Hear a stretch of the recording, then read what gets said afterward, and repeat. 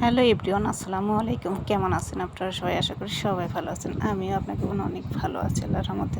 চলো আজকে দুপুরে কী রান্না করব তাই তোমাদের সাথে শেয়ার করব, অত কথা না বলে। তো চলো, এখানে হচ্ছে চাল কুমড়ো কেটে নিয়েছি, রুই মাছ দিয়ে বেগুন দিয়ে ভুনা করব। আর চাল কুমড়োটা ভাজি করার জন্য আমি এখানে পেঁয়াজ রসুন ভেজে নিচ্ছি। আর এই হচ্ছে মুরগিটাও রান্না করব। তো মুরগিটা কেটে কুটে নিব। আর এদিকে আমি চাল কুমড়োর পেঁয়াজটা ভেজে তুলে রেখেছি, আর সঙ্গে দিয়েছি কাঁচামরিচ, হলুদ, লবণ আর 2টা তেজপাতা দিলে সুন্দর একটা ফ্লেভার আসে এই জন্য। আর যদি ধনের পাতা থাকে তাহলে তো কথাই নেই, ধনের পাতা দিবেন। ধনের পাতা না থাকলে তার পরিবর্তে ভাজিতে একটা তেজপাতা দিবেন, দেখবেন খেতে ভীষণ ভালো লাগে। আর এই হচ্ছে রুই মাছটা সুন্দর করে ভেজে নিয়ে এখন বেগুনটাকেও ভেজে নিব। এই তো বেগুনটাকেও সুন্দর করে ভেজে নিয়েছি। এখন এটাকে সুন্দর করে মশলা দিয়ে কষিয়ে নিব। এই তো মাছ আর বেগুন কিন্তু খুব ভালো করে ভেজে নিয়েছি। এখন এখানে দিয়ে দিচ্ছি হচ্ছে পেঁয়াজ, কাঁচামরিচ, তারপরে রসুন বাটা, জিরা বাটা, তারপর হচ্ছে লবণ, হলুদ, কাঁচামরিচ মানে শুকনো মরিচ সব কিছু দিয়ে মশলাটাকে খুব ভালো করে কষিয়ে নিব। সাথে কিন্তু একটা তেজপাতাও দিয়েছি। ওই যে বলেছি, ধনের পাতা না থাকলে তার পরিবর্তে সুন্দর একটা তেজপাতা দেবেন, তাহলে দেখবেন সুন্দর একটা ফ্লেভার আসবে আর খেতেও বেশ ভালো লাগে একটা তেজপাতা দিলে। আসলে এটা আমার শ্বশুরবাড়ি থেকে অভ্যাস হয়েছে। আমার শাশুড়ি মা রান্না করতে গেলে একটা তেজপাতা ব্যবহার করে। তাতে দেখলাম যে না, খারাপ না, ভালোই লাগে, সুন্দর একটা ফ্লেভার হয়, খেতে ভালোই লাগে। যাই হোক, মশলাটাকে সুন্দর করে কষিয়ে আমি কিন্তু দিয়ে দিচ্ছি পানিটা দিয়ে এর ভিতরে লবণটা ঠিক আছে কিনা দেখে আর একটু লবণ দিয়ে দিব। দিয়ে এই তো সুন্দর করে নেড়ে চেড়ে এটা পানিতে জাল উঠে আসলে মাছগুলো দিয়ে দিব। আর এদিকে কিন্তু আমার চাল কুমড়ো ভাজিটাও প্রায় হয়ে আসছে। এই দেখেন, এই যে খুব সুন্দর করে কিন্তু হয়ে আসছে। আর এভাবে চাল কুমড়ো ভাজি করলে কিন্তু খেতে বেশ ভালো লাগে।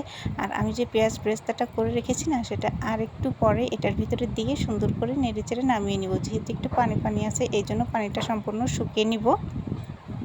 আর এদিকে কিন্তু পানিতে জাল উঠে গেছে, আমি মাছগুলো সুন্দর করে দিয়ে দিয়েছি। এখন দিয়ে এটাকে সুন্দর করে রান্না করে নিব, মানে এর থেকে আরও পানিটা কমিয়ে নিব। আর এই হচ্ছে লাস্ট আমার চাল কুমড়ো ভাজিটা শেষ। ফাইনালি দেখুন, মাশাআল্লাহ অনেক সুন্দর লাগতেছে কিন্তু।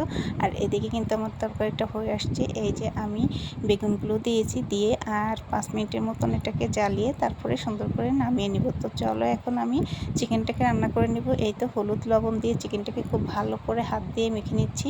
আর আমি সবসময়ই কিন্তু এই ব্রয়লার মুরগিটাকে ভেজে তারপরে রান্না করি। আমার কাছে এমনি রান্না করলে ভালো লাগে না, এভাবে ভেজে রান্না করলে খেতে ভালো লাগে। এই জন্য এটাকে ভেজে রান্না করব। আর আজকে কিন্তু আমি মাংসে আলু দেবো না। এখন এই যে ফ্রাই প্যানটা কিন্তু আগের থেকে চুলায় দিয়ে রেখেছি তেল দিয়ে। ফ্রাই প্যানটাও বেশ ভালো করে গরম হয়ে গেছে। এখন এই তো এক এক করে মাংসগুলো দিয়ে সুন্দর করে এটাকে ভেজে নিব। এই যে মাংসগুলো সম্পূর্ণ দিয়েছি, এখন এগুলোকে ভেজে নিচ্ছি। আর এই পাশের চুলায় আমি পেঁয়াজ আর রসুন দিয়েছি। যেহেতু পেঁয়াজের দাম বেড়ে গেছে তাই একটু পেঁয়াজ কমিয়ে দিচ্ছি, কিছু মনে করবেন না। যাই হোক, আমাদের মতো মধ্যবিত্ত ফ্যামিলিদের হিসাব করেই চলতে হয়। তো তাই বলে যে কিছু খাবো না সেটা তো আর হতে পারে না। যাই হোক, এই যে মাংসগুলো এই পাশে কিন্তু ভাজা হচ্ছে, আর ওদিকে কিন্তু পেঁয়াজটা সুন্দর করে ব্রেস্তা করে আমি তুলে নিব। আর এই হচ্ছে আমার কোটি টাকার মালসা, যেটা না হলে আমার আসলে রান্নাই অসম্পূর্ণ থেকে যায় মনে হয়। আমার কাছে এই মালসাই কিন্তু সব কিছু করতে ভালো লাগে, তাই আমি সবসময় ওই মাটির মালসাটা ব্যবহার করি। আর এদিকে কিন্তু মশলাটা খুব ভালো করে কষিয়ে নিয়েছি। আর মাংসে কী মশলা দিতে হয় সেটা কম বেশি সবাই জানে।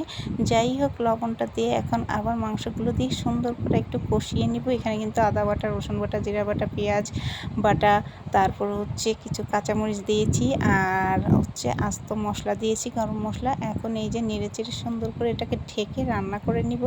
এই তো এটাকে সুন্দর করে কিন্তু রান্না করে নিয়েছি, দেখুন খুব ভালো করে কষিয়ে নিয়েছি। এখন দিয়ে দেবো ঝোলের পানি। আর সুন্দর করে তরকারিটা কষিয়ে নিলে কিন্তু খেতে বেশ ভালো লাগে। আর যেহেতু আলু দেবো না তাই একটু ঝোলের পানিটা দিব। আর যেহেতু বাচ্চারা আছে, মানে তারা একটু ঝোল খেতে পছন্দ করে, তাই একটু ঝোল ঝোল রাখবো, এই আর কি। আসলে বাচ্চাদের জন্যই মুরগিটা রান্না করা। এখন এই যে ঢেকে দিব, ঢেকে তারপরে আমি যে পেঁয়াজ ব্রেস্তা করে রেখেছিলাম সেটা আর দিয়ে দিব ভাজা গরম মশলার গুঁড়ি।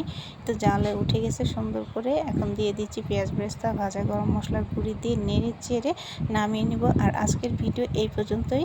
ভালো লাগলে অবশ্যই লাইক, কমেন্ট এবং শেয়ার করবেন। তো আজকের মতো আমি এখানে চলে যাচ্ছি, আবার দেখা হবে নতুন কোনো রেসিপি নিয়ে। আর আপনাদের একটা লাইক এবং কমেন্ট আমাকে আরও নতুন নতুন ভিডিও বানাতে উৎসাহিত করে।